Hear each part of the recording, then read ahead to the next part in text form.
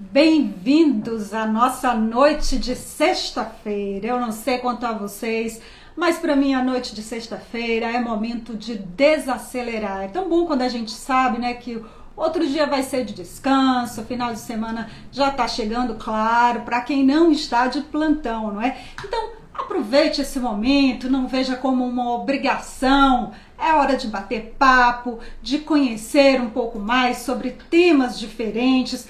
Façam como eu, olha, eu coloco um chazinho, você pode colocar um café aí do lado, um chocolate quente e aproveite que nós temos sempre um especialista para falar sobre os mais variados assuntos. Hoje nós vamos falar sobre a importância da tecnologia, da informação na tomada de decisões. E você já sabe, no final de semana já fica o roteirinho completo de segunda a sexta-feira, nosso encontro sempre às 7 da noite, e você vai saber sobre qual tema nós vamos tratar. Semana que vem eu já dei uma olhada, tem tema na área de saúde, para quem cobrou informação na área de saúde. Nós vamos falar também para quem é da pedagogia e para quem busca informações sobre educação de uma forma geral. Nós vamos falar sobre administração, economia, concursos públicos, viu? Já na segunda-feira tem concurso público para você que tem interesse, inovação e competitividade. Enfim, sempre um tema novo, a gente escuta a sua opinião e vem trazendo alguém que entenda sobre o assunto. Vamos então falar sobre o tema de hoje. Hoje o assunto, como eu já disse, é a importância da TI, da tecnologia de informação na tomada de decisões. E a gente vai entender como é que funciona isso tanto no setor público quanto no setor privado. Vamos falar também um pouquinho sobre inteligência artificial. Não sei se você tem a mesma sensação, não é? Quando você às vezes está no computador, entrou na internet e aí ele começa a vir com assuntos, já te sugere assuntos que você tem costume de pesquisar, ou então vem com aquelas ofertas, os descontos de produtos nos quais você sempre demonstra interesse. Então, a gente vai entender um pouquinho como é que a inteligência artificial atua nessa área também. Vamos falar também como é que fica o homem nessa história. Onde é que entra a sensibilidade como o diferencial nas decisões? Esse é um dos assuntos bem interessantes também para quem é da área da administração, mas também para quem é de todas as áreas, porque nós lidamos com tecnologia todos os dias, não é? Resumindo um pouquinho do que vem na semana que vem, eu vou falar para vocês sobre o assunto da segunda-feira. Como eu adiantei, a gente vai conversar sobre concursos públicos. Nós vamos ter duas pessoas, claro, né? Tem que ser gente que entenda do assunto. Dois especialistas nesse assunto, claro que são duas pessoas concursadas. E vamos falar para quem já pensou em fazer um concurso público, investir nessa carreira. A gente vai falar sobre os desafios enfrentados. Tem gente que tenta 5, 6 vezes, não desiste, porque na verdade dizem que só quem não consegue um cargo público é quem desiste, né? E na segunda-feira, já está marcado às 7 horas da noite.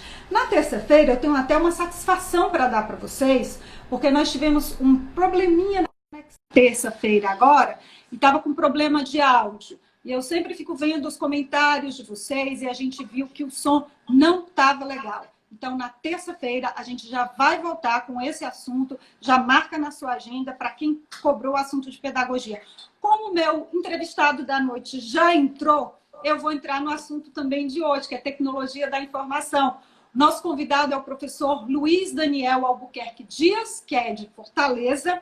Ele é mestre e gestor em controladoria, é consultor de empresas, é auditor e avaliador da FUNCAP, que é a Fundação Cearense de Amparo à Pesquisa, em projetos de empreendedorismo.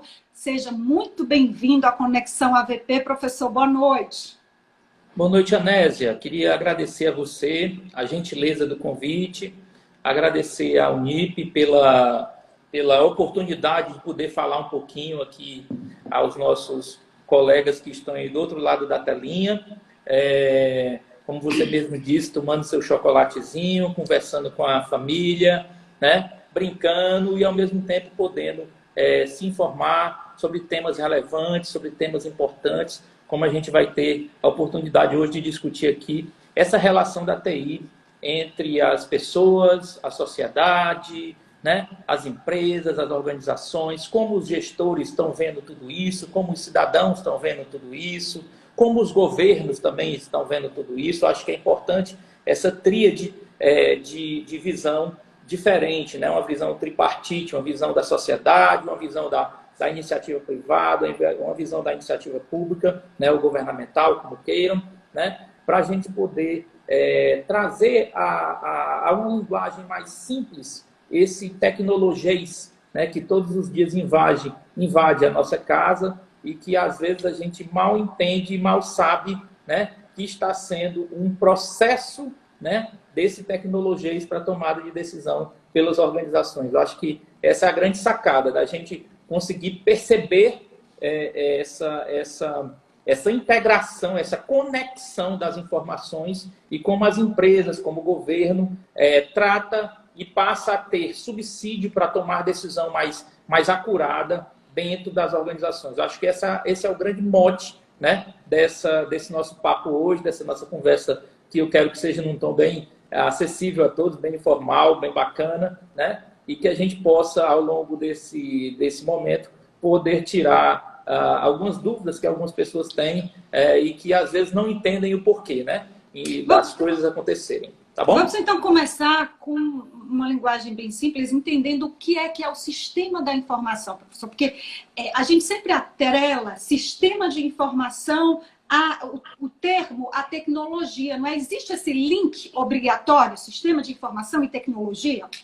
Um lance interessante da gente observar sistema de informação é o nosso corpo, né? Então, o corpo humano é um sistema. Eu tenho um sistema respiratório, um sistema digestório, né? Que mudou o nome agora, não é mais digestivo, digestório, então, vamos lá.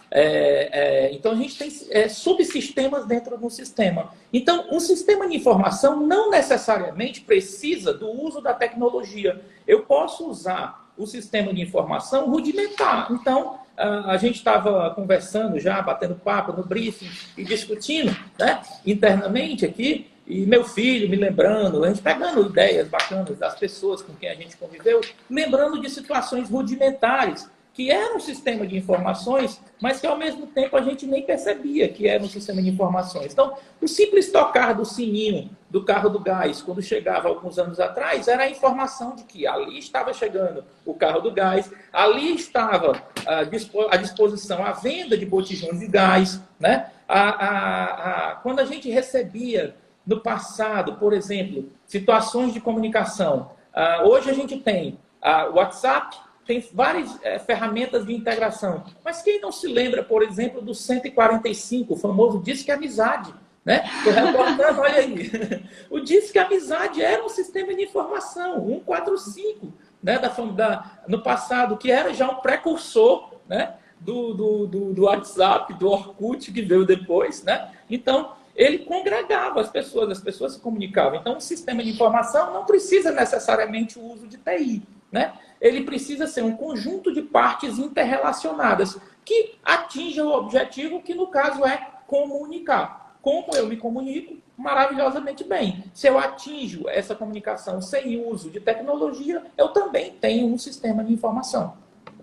E onde é que a tecnologia entra para agilizar esse processo? Que impacto ele vai trazer para essa informação, para essa comunicação? Pois é.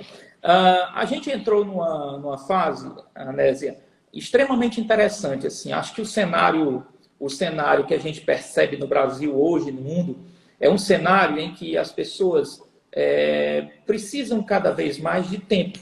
Eu quero tempo para o meu filho, eu quero tempo para a minha família, eu busco um tempo para pensar. O home office agora veio, talvez, em parte, para ficar em algumas atividades, é o que dizem os especialistas, né? Mas para que tudo isso possa acontecer, eu preciso que algo que está no meio aconteça, que é a inovação, que é o uso da tecnologia para potencializar, para catalisar, para fazer com que a minha informação, né, a minha comunicação, a minha gestão, a minha coleta de dados, gerando informações e gerando conhecimento, né, venha a ser, viabilizada de forma mais rápida, né, e mais ágil tempestiva com aqueles requisitos da informação. A tempestividade, a consistência dos dados, que são os principais. Então, a tecnologia ela vem catalisando, como se agisse para aprimorar a tempestividade das informações que eu desejo para produzir o conhecimento que eu necessito na tomada de decisão. Acho que é essa a ideia da tecnologia da informação. Ela potencializar, ela servir de ponte, de canal, de comunicação entre quem precisa da informação, né, e quem a detém e a organiza de forma a transformar simples dados em informações e conhecimento. Eu acho que a ideia é essa. Muito se fala hoje sobre uma nova revolução industrial no mundo, não é isso? E aí eu vou entrar um pouquinho nos conceitos um pouquinho mais técnicos. Tem termos que a maioria de nós ainda não conhece, como Big Data. Nós convivemos com isso, mas às vezes não conhecemos. Aí eu queria que o senhor traduzisse. Big Data, mineração de dados, Learning Machine, eles entraram no vocabulário diário dos profissionais dessa área. E eu queria que o senhor explicasse como é que a tecnologia da informação ela contribui para essa revolução. Bom, a gente vive um momento, né, de transformação dentro da área econômica, especificamente na área econômica das organizações, quer sejam organizações públicas ou privadas, porque cada vez mais as pessoas, a população aumenta, o Brasil já tem 210 milhões de habitantes, o Ceará já tem 9 milhões de pessoas, se a gente pegar o estado como um todo, né? E cada vez mais essa população vira consumidor, né? E o Estado também, ele é prestador de serviços. Também não, ele é necessariamente prestador de serviços, né? Então, o volume de dados a serem armazenados cada vez aumenta, né? Cada vez aumenta. E a perspectiva de selecionar, de seletividade desses dados para a tomada de decisão, de selecionar, de tentar fazer com que esses dados se tornem informações úteis na tomada de decisão, cada vez fica mais difícil, né? Cada vez fica mais difícil, dado o volume de dados, volume de informações, especificidade, detalhamento, né? E entra o que aí? Entra a necessidade de eu ter uma base de dados gigantesca, daí o nome Big Data, né? Grandes dados, que esses grandes dados precisam ser armazenados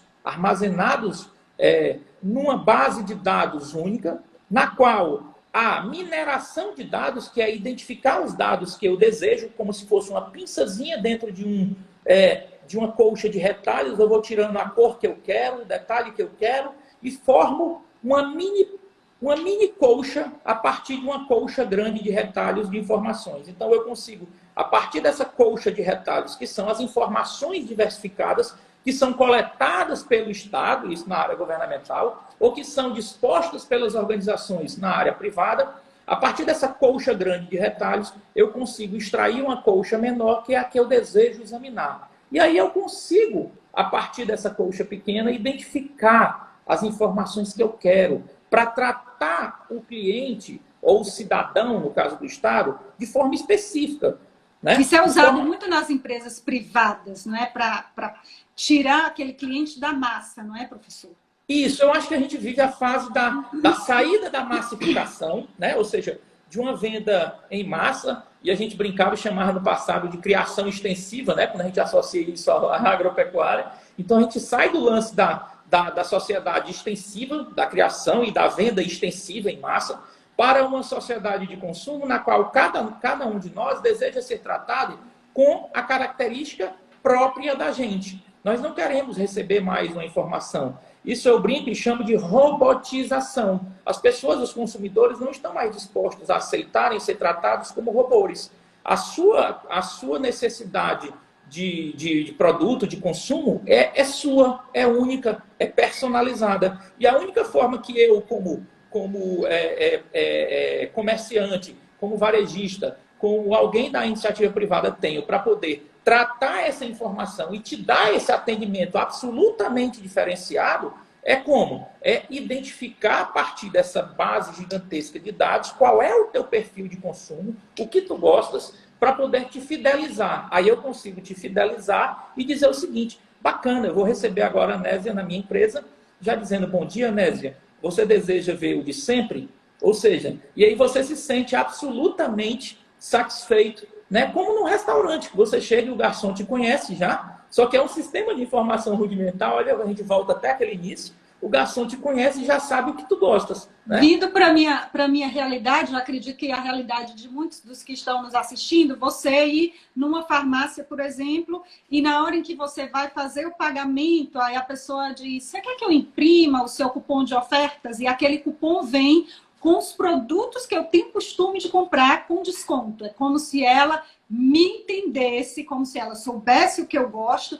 Provavelmente eles usam essas ferramentas, Big Data, mineração, a pinça de dados, é isso, né? Isso, supermercado também, você às vezes abre o aplicativo e ele tem descontos, geralmente naqueles produtos que você costuma consumir. Aí vem um descontinho aqui e acolá em produtos novos, talvez já para te atrair também a consumir esses produtos, não é isso, professor?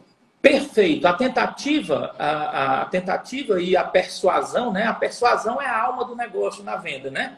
A persuasão é a alma do negócio na venda. Existe uma nova forma de persuasão. A gente está vivenciando uma nova forma de persuasão, que é a persuasão por meio de instrumentos tecnológicos, né? Ou seja, a base de dados, a mineração de dados, fornecendo informações personalizadas, né? E não só fornecendo informações personalizadas, como você acabou de falar, Nézia. Fazendo um upgrade nos seus gostos, nas suas vontades, nos seus desejos. Então, o seu desejo ele passa a ser potencializado por algo de valor, algo que agrega valor, sabe? Então, se você normalmente consome determinado produto, qual é a intenção dessa base de dados, dessa mineração de dados para pegar o teu gosto, a tua personalização, né? A inovação tecnológica, a tecnologia vem para tentar agregar valor, fazer com que você consuma um produto com um upgrade que gere valor agregado a mais na companhia. É essa a ideia, esse é o mote, esse é o novo perfil, né, da área de vendas de uma empresa. Esse é o novo perfil, a persuasão por meio do uso de instrumentos tecnológicos. Trazendo isso para esse momento em que nós estamos, professor, até comentei com o pessoal ontem, na live de ontem, já trazendo um pouquinho do que seria essa nossa discussão. Eu queria que o senhor falasse como é que isso ajuda nas ações, tanto no nível público e no nível privado. Por exemplo, hoje nós temos o Integra SUS, né? É ele que direciona ações governamentais no combate ao coronavírus. Como é que ele funciona? Como é essa base de dados? Que tipo de informação o Integra SUS pode passar para o meu gestor para que eu direcione as ações de uma forma mais efetiva?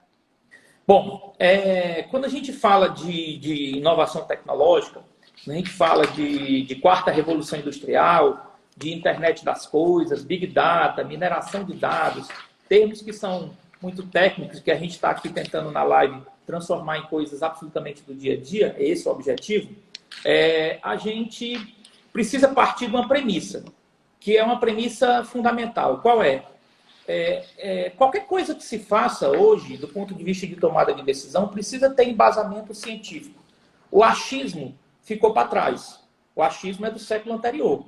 Não existe achismo, existe ciência, né? Ciência com comprovação. Óbvio, ninguém faz ciência sem comprovação, nem ciência é, né? A ciência ela precisa ser comprovada, né? Então, a inovação tecnológica por meio da ciência faz com que a gente crie ferramentas de gestão que sejam apropriadas às demandas. No caso específico que a gente está tratando do Integra SUS, que é interessante começar por ele, para depois a gente caminhar em outras coisas também, que a gente pode falar, isso vem associado aos modelos que já estão desenvolvidos na área de transparência. Então, por exemplo, a Prefeitura de Fortaleza tem um outro software na área de transparência, que faz com que as contas públicas sejam dispostas para qualquer cidadão. Então, isso também significa o quê? Um avanço da gestão no uso da tecnologia da informação para apresentar à sociedade os resultados daquele modelo de gestão.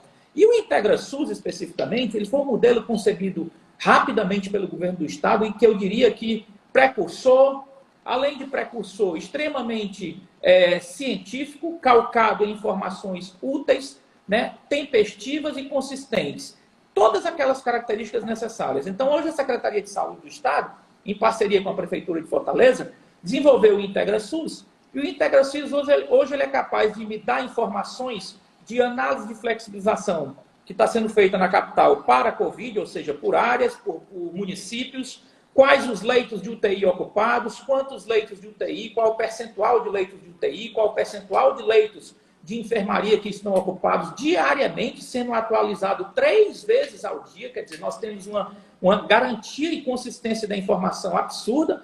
O Estado do Ceará e a Prefeitura de Fortaleza, nenhum desses 2 entes federativos atrasou a informação para os jornalistas, para a sociedade. Isso foi sempre feito de forma muito competente, isso é reconhecido hoje no Brasil. O Estado do Ceará e a Prefeitura de Fortaleza estão entre os entes mais assertivos nessa situação. E o IntegraSUS, ele é um sistema de informações, certo? Gerado a partir de uma base de dados gigantesca, consolidada, né? Que permite, por exemplo, ao governador e ao prefeito tomarem decisões quanto a libera ou não áreas, municípios, classifica as regiões de saúde como sendo pandêmicas ou não, qual o nível da pandemia.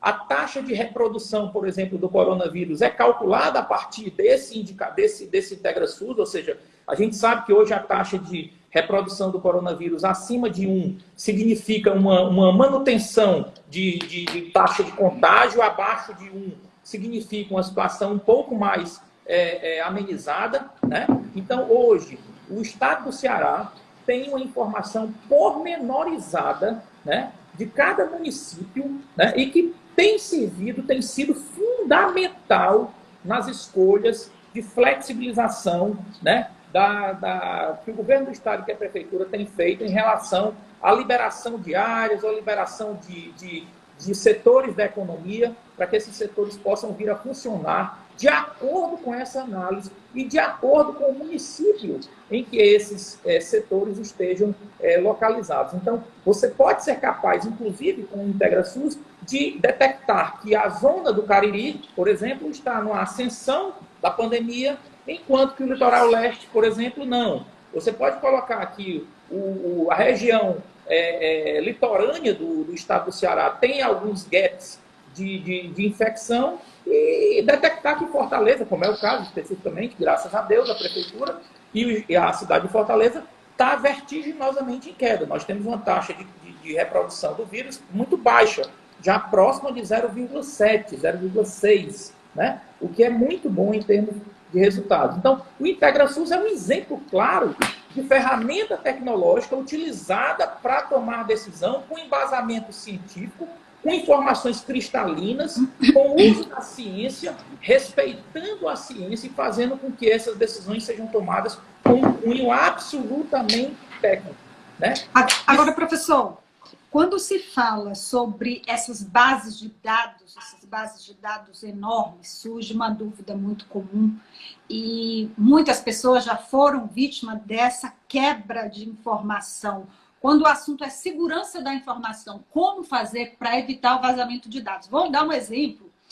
Uma vez eu estava falando com uma aposentada e ela disse que recebeu uma ligação dessas empresas, bancos que fazem empréstimo consignado, oferecendo um empréstimo. E ela disse, não, minha filha, eu ainda nem aposentada sou. Eu dei entrada no INSS. E recebeu a informação da pessoa que estava tentando vender o empréstimo. Não, senhora, a senhora já está aposentada, pode ir lá buscar o seu benefício. E ela ficou atônita, ligou para o INSS e ficou sabendo que já estava aposentada, soube por terceiros.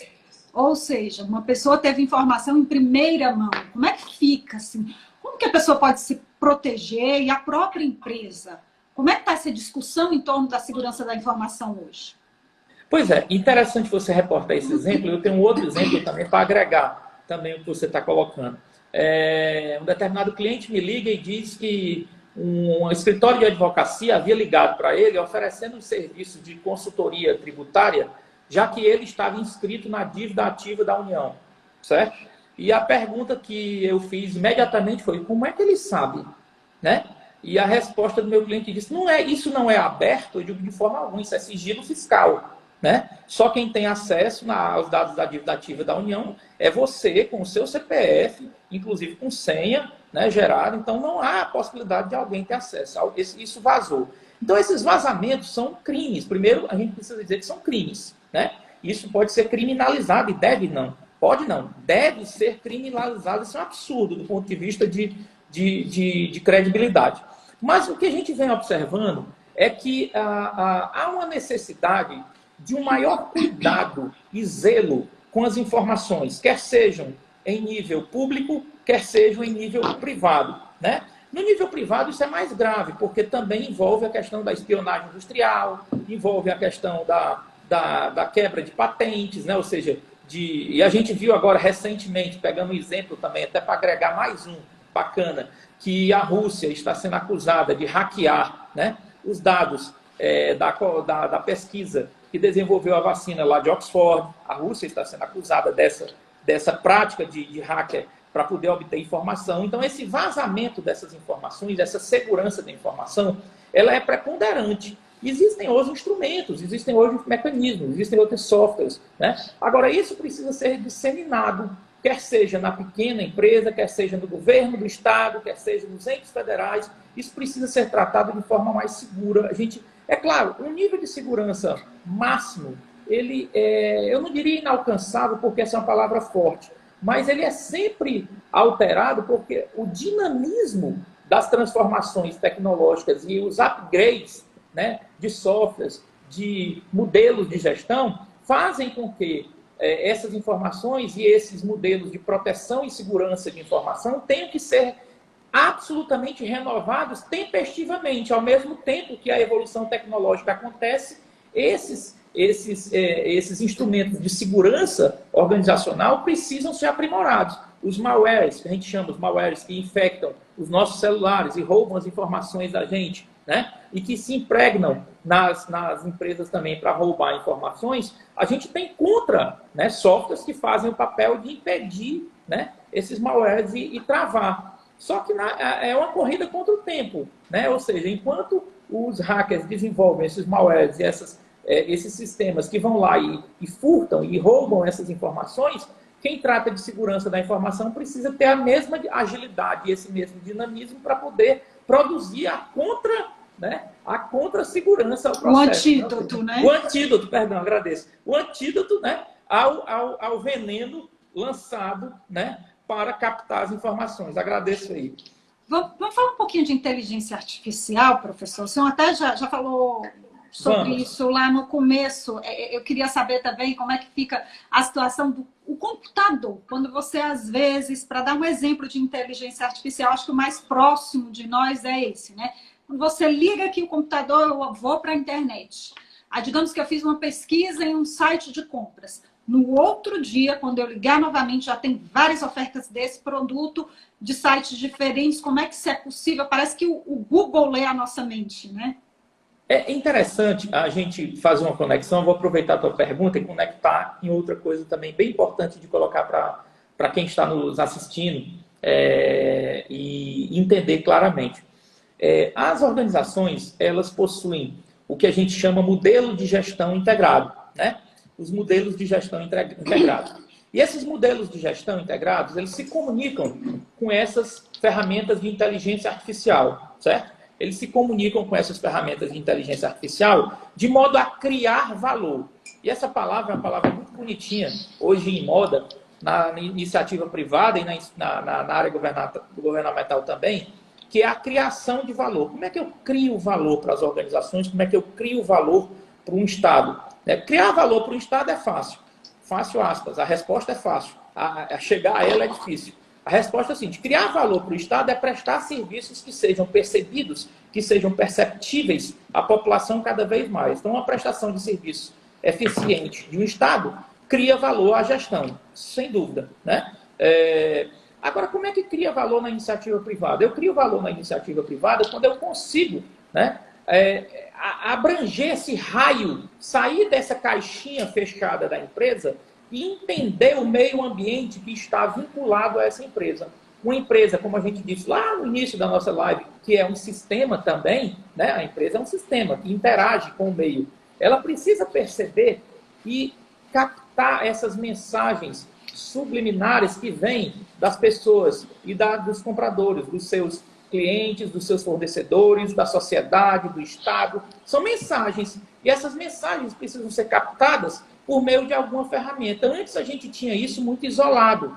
Isso era captado por meio de quê? Pela sensibilidade exclusiva do gestor. A sensibilidade é importante? Fundamental, certo? Sem dúvida. Mas não, eu preciso de mais ferramentas que suportem a tomada de decisão, de variáveis que eu coloque na mesa, para que eu possa, a partir dessas variáveis, tomar a decisão mais correta. Então, o que acontece? Esses sistemas de gestão, esses modelos de gestão que a gente tinha e que tem em empresas de grande porte, e aí a gente pode citar aqui algumas, né, empresas que até atuam em bolsas de valores, como a gente tem aqui, grupos empresariais locais, tanto na área de saúde, quanto na área de massas e alimentos, que atuam nesse segmento, né, eles têm verdadeiros modelos de gestão, sistemas de informações que, na verdade, são mais do que sistema de informações, e sim modelos de gestão. E esses modelos de gestão, eles colam nessas ferramentas de inteligência artificial, né? No que a gente chama de modelo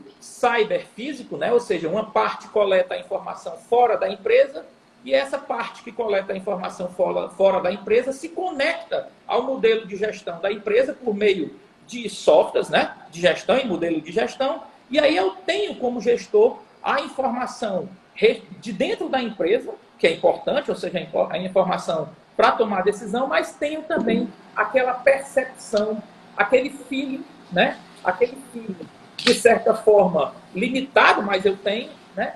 Para tomar a decisão. E aí a gente tem também a figura, né?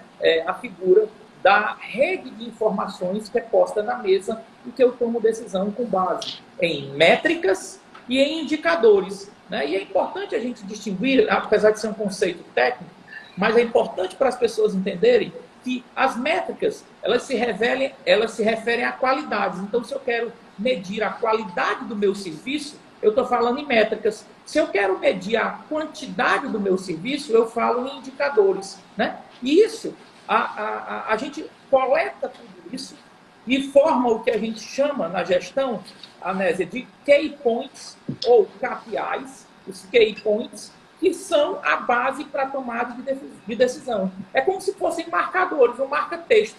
Eu marquei um texto e disse, a partir dessa linha aqui, eu limito, né, o meu controle. Eu aceito controlar até essa marca-texto. Passou daqui, eu vou interferir como gestor. E as ferramentas de inteligência artificial entram para reforçar essa conectividade entre a percepção imediata que está acontecendo lá fora, na sociedade, no meio ambiente.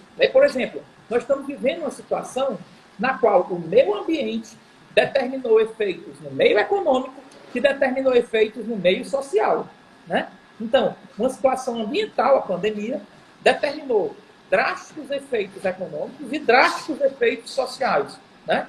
Isso poderia ser perceptível com os modelos de inteligência artificial mais desenvolvidos, se a gente estiver progredindo, na medida que a gente está progredindo, dentro de uma ferramenta que controle os eventuais danos causados pelo ser humano ao meio ambiente, sim, eu poderia detectar que há vírus inoculados, vírus que estão presentes em animais e que a ação humana destruindo o ambiente, invadindo espaços específicos, né, da natureza, gera, né, causa esse espalhamento do vírus, né, na sociedade, como que a gente está vivendo. Em 30 dias, o vírus que estava na China chega no Ceará, né? Por conta de quê?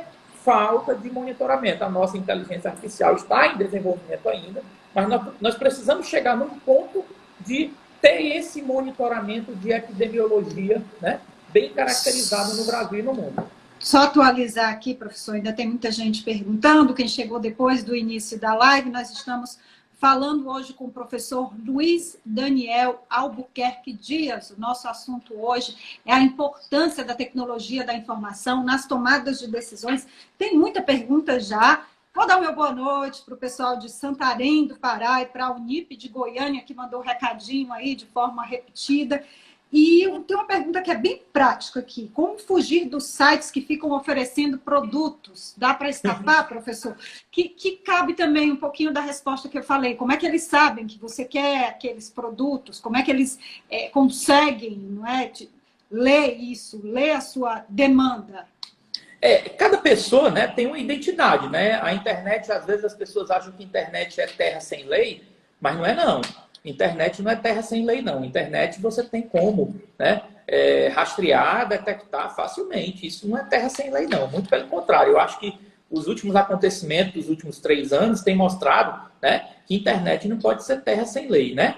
E acho que cada vez mais a internet está caminhando para não ser terra sem lei. Tanto que a gente já tem direito digital, já tem todas as ferramentas necessárias de punição, né, para que a internet não vire terra sem lei. Então, o instrumento de persuasão, quando ele começa a ser repetitivo e começa a importunar as pessoas, ele sai daquela característica dele de persuasão e passa para a característica dele de incomodação, está incomodando, né, a pessoa. E isso a pessoa tem como solicitar. Então, a retirada disso. A forma de evitar essa repetitividade de ofertas, né, para você, o primeiro é simples. O primeiro é você colocar em spam, né?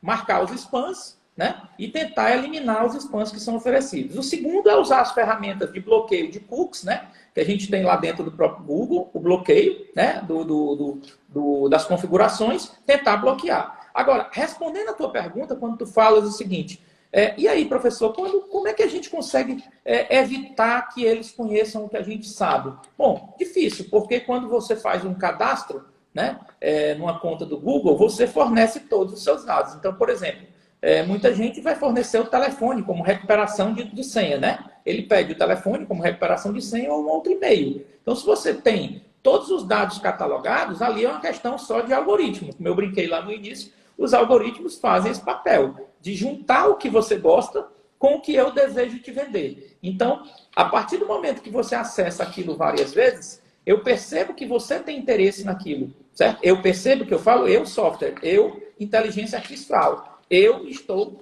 cadastrando você, eu, Google, estou percebendo que você tem interesse naquele tipo de produto. E aí há um processo de repasse para as empresas que podem fornecer isso. Então, se você entra num site de venda de produtos, né, de lojas de eletrodomésticos, por exemplo, e você marca lá que tem interesse e olha, basta você, não precisa nem demorar muito não, basta marcar no outro dia, está ao ladinho, porque a inteligência artificial foi capaz de detectar que aquela URL, que aquela pessoa que plugou aquele site, naquele momento, com aquela identidade virtual, né, que existe uma identidade virtual para todos nós, né, acessou aquele produto e tem interesse. Então, o que é que acontece? A gente fica naquela propaganda, né, do passado, né? Compre batom, compre batom, compre batom até o cara comprar, né? Até o cidadão comprar. O Oscar Wilde dizia, né? A gente sabe, o escritor inglês dizia que uma mentira para se tornar verdade basta ser repetida várias vezes. Várias vezes, né? Então o lance você vê tanto que você diz, não, devo estar precisando desse condicionador, dessa máscara, porque já me ofereceram 20 vezes, né, professor? E o interessante, Anésia, é que isso nos faz lembrar a uma estratégia de comércio que não era com o uso tecnológico. Por exemplo, a gente chama no varejo o corredor da morte. O corredor da morte é aquele corredor que nós, quando entramos numa loja de venda de produtos diversificados, ao entrar no caixa, existe um corredor, um labirinto, que você dá 3 voltas, e as 3 voltas que você dá para chegar no caixa tem produtos, né, soltos à sua disposição, que são uma verdadeira festa, é um jardim de flores. Você vai só? Só puxando e pensando. Então, o que a tecnologia faz é exatamente isso. É tornar o corredor da morte virtual, entendeu? Eu brinco corredor da morte porque ele te persuade a comprar. Professor, voltando agora para o assunto de gestão e para o papel do ser humano nessa nova era, nessa era de tecnologia, eu queria que o senhor falasse um pouquinho sobre o papel do homem, da sensibilidade humana na tomada de decisões. Porque os algoritmos são importantes, essas informações que a gente consegue em grande quantidade nos ajudam a tomar decisões, mas talvez o excesso de informações também prejudique e te leve para um direcionamento errado. E é aí que eu acho que vai entrar o sexto sentido, não é, do gestor, a sensibilidade, qual o peso que vai ter o algoritmo, a informação versus sensibilidade, inteligência emocional, o sexto sentido de quem está na gestão. Pois é, eu acho que a inovação tecnológica, a tecnologia chegou para ficar, não adianta a gente acreditar que não veio. Pelo contrário, a gente está vivenciando isso, inclusive aqui no meio educacional, né? As TICs dentro do ambiente educacional, com as plataformas agora na pandemia, foram a grande sensação, né, do momento, e a gente está tornando isso algo muito mais próximo, cada vez mais, do nosso aluno, do nosso cliente, enfim. As empresas e as escolas estão se adaptando a esse novo modelo.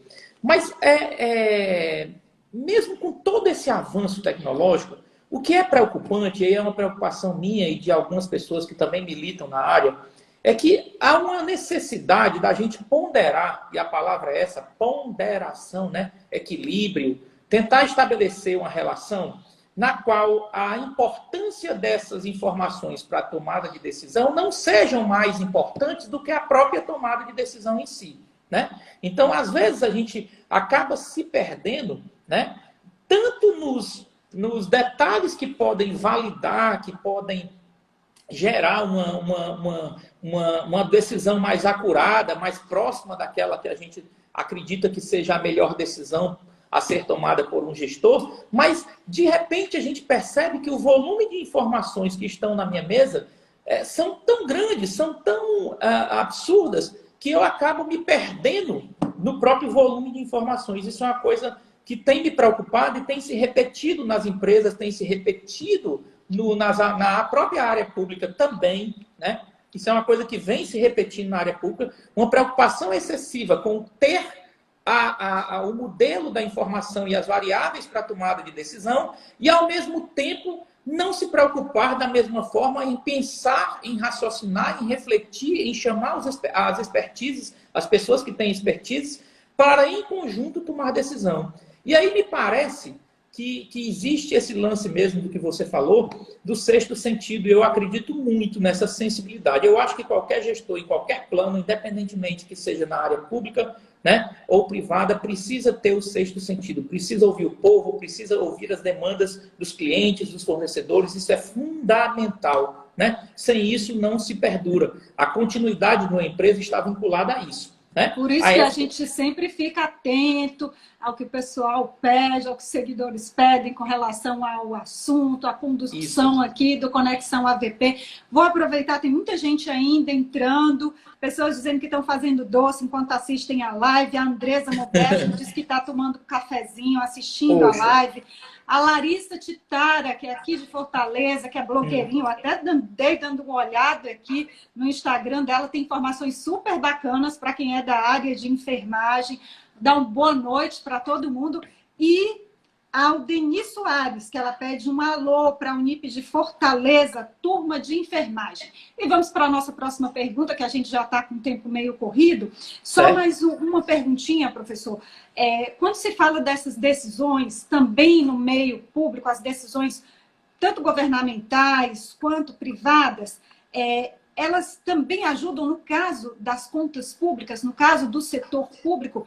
Você pode até equilibrar contas, e aí vem o efeito cadeia, um efeito positivo, né, de aumento de transparência. Se tem aumento de transparência, você também diminui o nível de endividamento, com isso o gestor consegue captar mais recursos públicos. Então, assim, quanto mais eu consigo entrar nesse sistema, mais vantagem eu trago para o setor público também, não é?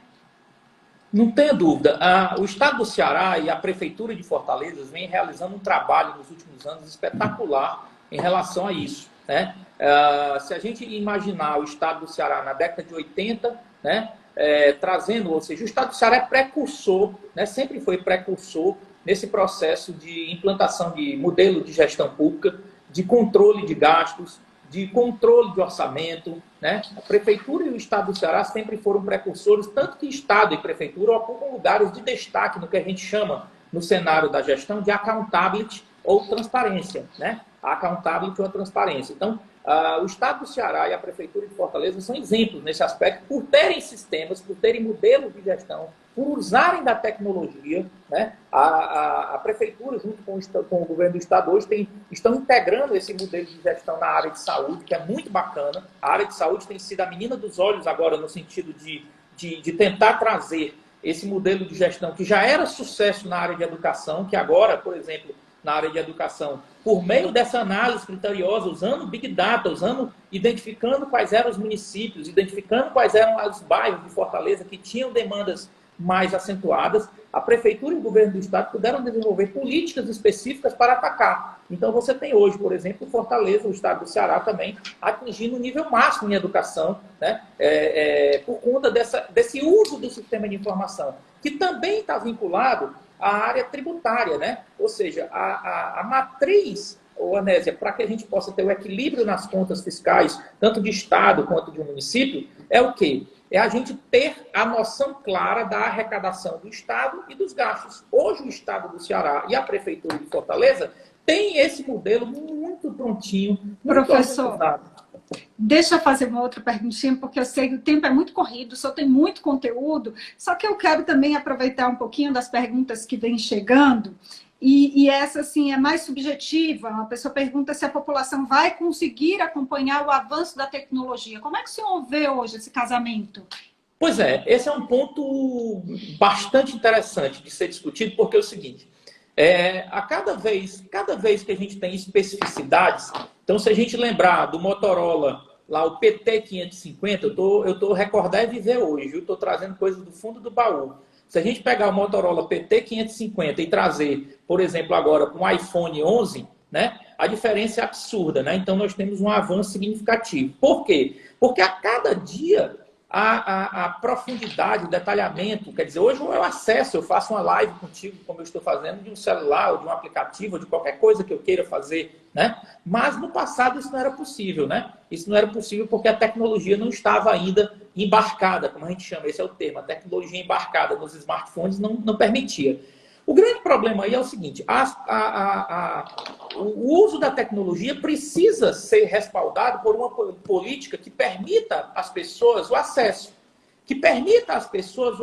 à internet gratuita. Isso é um ponto importante, né, para os governantes focarem, que permita à população o acesso a chips e a aparelhos que possam permitir a ele essa integração. E essa tal da integração digital, né? Da inclusão digital das pessoas é necessário. E isso não tem como, em países mais pobres como o nosso, não ser por meio de uma ação do governo, quer seja por meio de desoneração, né? De quebra de valores para determinados equipamentos, quer seja pela ação direta, né? Pela ação direta. A gente tem casos interessantes de entrega de chips, de entrega de equipamentos. Então, eu acho que isso é o caminho que pode viabilizar e pode tornar esse acesso digital com mais equidade, né? A gente precisa permitir que essa inclusão digital torne o cidadão faça com que o cidadão tenha um poder de acesso maior que o torne capaz de ter a mesma informação do que qualquer outro, independentemente de classe social ou de condição econômica, né? Eu acho que esse é o desafio que está posto para a sociedade, para os governantes, de tornar a inclusão digital cada vez mais forte e firme, porque a gente tem visto que o exercício da cidadania tem cada vez mais acontecido por meio do uso da tecnologia, com a apresentação das transparências por meio de sistemas, de modelos que a gente acabou de falar, a cobrança dos governantes por meio de acesso remoto a plataformas específicas, né? Cada vez mais os governantes podem ser cobrados de forma mais rápida, de forma mais integrada com os cidadãos. Então, eu acho que fica o desafio do governo, né? Dos entes públicos, tornarem essa inclusão digital mais próxima e fazer com que esse discurso da inclusão digital se aproxime cada vez mais da prática, né? Ou seja, esse é o desafio. Senão, a gente vai replicar o modelo de sociedade desigual dentro da inclusão digital. Isso Professor, muito obrigada pela sua participação. É muito conteúdo, ainda tinha mais pergunta. É um tema, a tecnologia da informação nem sempre é um tema, às vezes é meio árido, dependendo da linguagem, né? E o senhor conseguiu trazer isso mais próximo de todos nós. Muito obrigada por dedicar esse tempo e boa noite. Muito obrigado, agradeço, um beijo em todos e que Deus nos abençoe, que a gente continue lutando por dias melhores. Um abraço. Obrigada, professor. Gente, não vai dar para dar o alô para todo mundo, mas eu sei que muitas pessoas chegaram e depois recebi boa noite de Cametá, no Pará, Rio Branco, Boa Vista, pessoal de Patos, na Paraíba, Nazaré, da Unip de Salvador, também deu boa noite, pessoal de Santarém, Belém do Pará, Unip de Recife, a turma de Serviço Social. Próxima semana eu comecei a falar sobre a agenda, não é? E não concluí, porque o nosso professor já estava na tela. Nós vamos falar sobre, na segunda-feira, sobre concursos públicos. Na terça-feira, nós vamos retomar a nossa conversa sobre a nova cara do ensino no Brasil. Vamos falar na quarta-feira, nós temos um convidado de destaque nacional, o ex-ministro Ciro Gomes, que vai falar sobre o novo livro, Projeto Nacional, O Dever da Esperança. E também teremos assunto na área de inovação e competitividade e na área da saúde sobre infecções sexualmente transmissíveis. Boa noite para vocês. Espero contar com a participação de todos na segunda, 7 horas da noite. Tchau, tchau. Um excelente fim de semana.